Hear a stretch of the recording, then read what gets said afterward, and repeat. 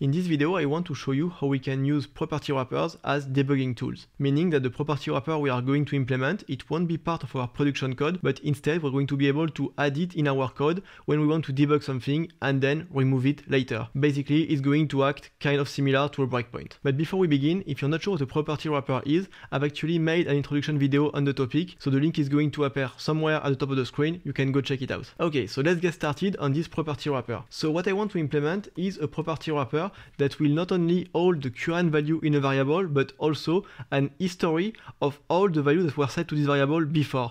Because this kind of extra information, well, it can really help when debugging. So I'm going to call it versioned. As you can expect, it's going to be generic because we want to be able to version just any kind of value. And inside the wrapper, we're going to store two things. So we're going to store the current value, which will be of type value, and then we're going to have a second piece of state, so it's going to be the history, meaning it's going to be an array that will contain all the values that were previously set to the variable. So we've implemented this, now we need to implement an init. So the init is pretty straightforward. We take the wrap value as an input and we set it in the current value. And we don't set anything in the history because there is already an initial value, which is the empty array. Then we need to turn this struct into an actual property wrapper. So by annotating the type with @property wrapper, and following this, we need to implement the wrapped value.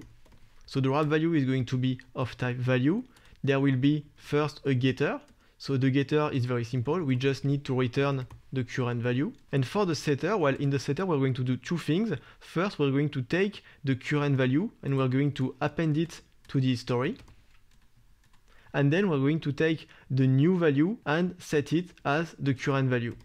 And finally, we are also going to implement a projected value in order to be able to access the wrapper itself and so the history. Now that we've implemented our wrapper, let's try and use it in a use case. So I've pasted some code. As you can see, I have a simple struct, so a user. It has one property, which is a name, and you can see that I'm creating a user, and then over time, I am setting new value to the name property of this user. And now let's say that we need to debug this code, and we want to access all the values that were previously set to this name property. Well, we just need to take the struct, we add the wrapper version to it, and once this has been done, now on the property, if we use the projected value, meaning if we prefix the name of the property with the $sign, we can access the history. And so if I display the content of the array in the console, we can see that indeed in the history, we can find the two values that were previously set to this variable. So using this information, we can now debug our code more efficiently. And once we are done, well, we just need to remove the lines where we actually use the wrapper, remove the wrapper from the property declaration, and that's it. Our production code is back to how it was before. All the traces of our debug tools have been removed. So as you can see, property wrapper, they're not just a great way to encapsulate common features of our app. They can also be used in more unexpected way, we could say. For instance, we've been able to see that they can be used as debugging tools, meaning that we can introduce a property wrapper